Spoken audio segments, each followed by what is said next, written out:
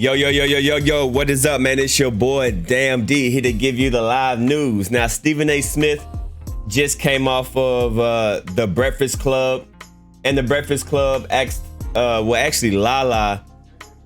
I didn't even know Lala was the new co-host. I'm like, what is Lala doing over there? But I don't know. But Lala and Charlamagne the Guy was talking to Stephen A. Smith about the whole Rihanna comment. So, just want to react to that. And let's get into it. Make sure if y'all new to the channel, y'all hit that like button, hit that subscribe button. Let's go. 99% of the time. But I did appreciate the fact that he took that position on my behalf. I was gonna say, who are the worst fans? Are they Cowboy fans? I don't care about that. Skip fans or the Navy fans? If you live in Texas and you don't know this, you're probably overpaying for car insurance.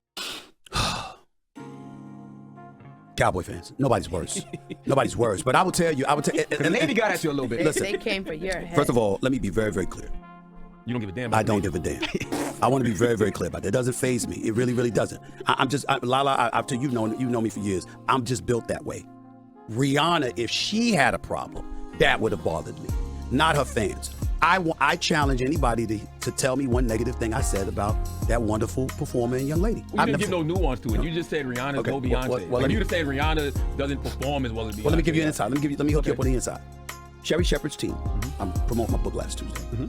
Sherry Shepherd's team comes up to me and they said, since you're here, we want a debate-like format. We want to have fun with it. I said, okay, bring it. No problem. I didn't know what they were going to ask, right? But I said, sure, no problem. So I'm expecting a debate, right? And I knew that I was just in the room talking about Beyonce because one of my all-time favorite performances. Beyonce with Bruno Mars and Coldplay is one of my favorites. Now, obviously, Dr. Dre and Snoop and them last year. I mean, Lord have mercy. I mean, I'm mad I wasn't there, but I think that Beyonce might be the greatest female performer of all time. That's how I feel about it. I think Rihanna's fantastic. By the way, both of them got my money because I bought both albums, okay? So my attitude was, Rihanna's great, but I'm thinking, you got a lot to live up to because there's only one Beyonce. Now, you agree, fine. You disagree, fine. How we get to the point, why he got to pit two black women? Really? Well, I just can't be a fan of both, but I prefer Beyonce over Rihanna. That's a crime. I didn't know that. In your book, you talk about learning lessons. Yes. And you have gotten in trouble for that before when you pitted Aisha Curry against Savannah James. That's right. Listen, first of all, this. Yeah. Fair question. Lala said, yeah. Fair question. Lala, and I'm going to talk. You said that tape cost you the sports certificate, which I didn't know. I'm going to talk to Lala.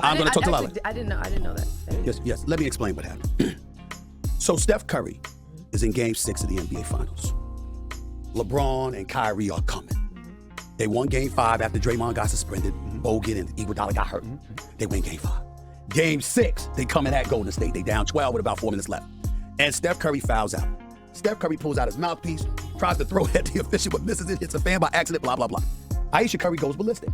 What y'all may not have known was that, and I love Aisha Curry. I mean, no problem, throwing no shade on her whatsoever. I'm just telling you what happened. Prior to the game, she had tweeted that she was upset because they were backed up in traffic. Now, Jay-Z and Beyonce were coming to the game, but nobody knew. So the Cleveland Arena, the Gundam, whatever it was, right, the Quickest Loans Arena, they held up the traffic. So she was mad about that and was talking about how the wives and the family of the players for Golden State would be inconvenienced. She complained something else about the officiator, blah, blah, blah. Wow, now you think Aisha versus Beyonce? No. Wow, How you see it? So crazy, man. Stop, man. So what happened is that she did that, and then she went off after Steph Curry, found out all that other stuff. What I said was, you are representing your man at that particular moment in time. Anything that you do, it's not you, it's the wife of him. And so because of that, you have to guard yourself and be careful. Skip comes back at me and says, oh, please, what are you talking about? Just blah, blah, blah, blah. And I'm jumping in like, wait a minute. You will get on LeBron about anything. How all of a sudden this escapes you? You know what I'm saying? So that's how the whole Savannah Aisha thing came up, because what I was saying was, if this were LeBron, you would have found an excuse to jump on him. And we all know that Savannah is phenomenal. So what are you talking about? That's all I was saying. My regret was, at the same time, I didn't say, you are Hillary Rodham Clinton. Bill Clinton, you cannot get yourself into some nonsense because she's running for the president. You understand? You can't be out there messing up because it's going to bring attention to her while she's trying to win the presidency. I didn't bring that up because I wasn't thinking about that in the moment, but I'm only bringing that up as an example that I should have mentioned because I wasn't trying to make it an agenda thing. I'm saying if Lala is in a public position, if you are in a public situation in the moment and there's a tension that your spouse or your significant other could potentially bring to you that could make it detrimental to what you're trying to accomplish, they can't get in the way of that.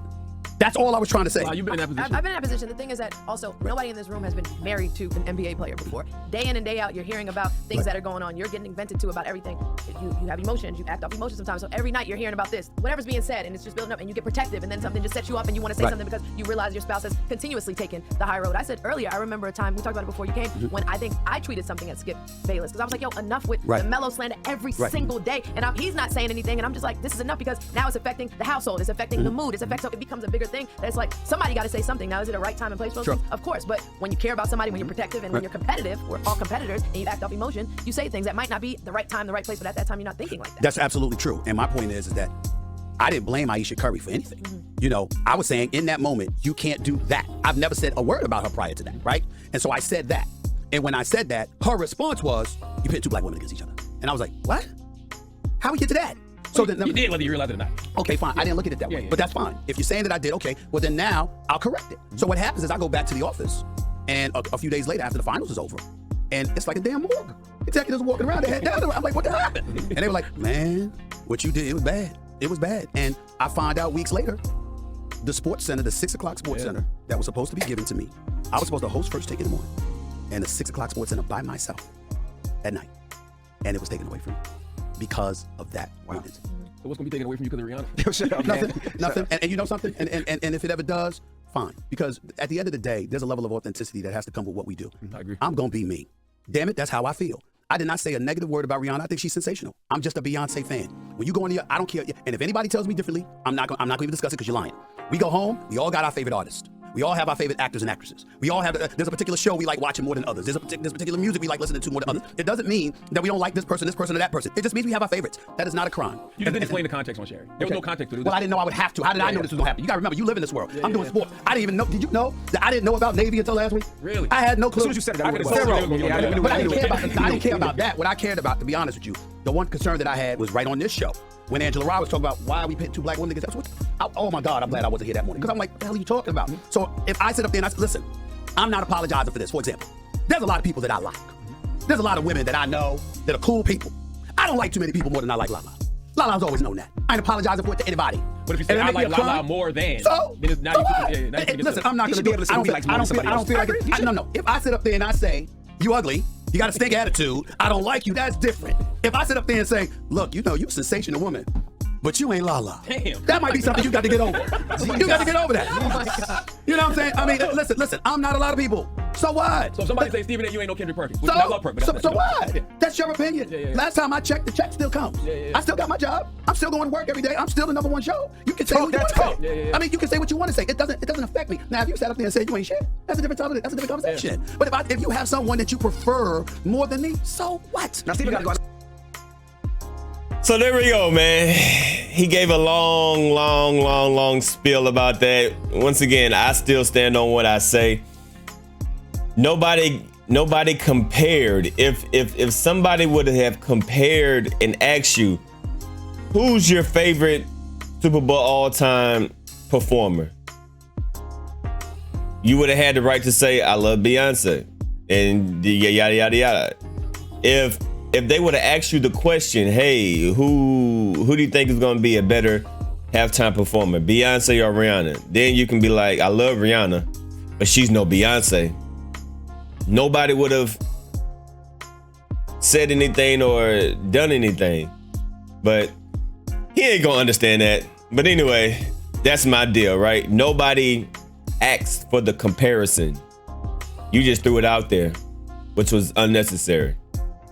Y'all leave a comment down below. It's your boy DMD signing out, y'all. Peace.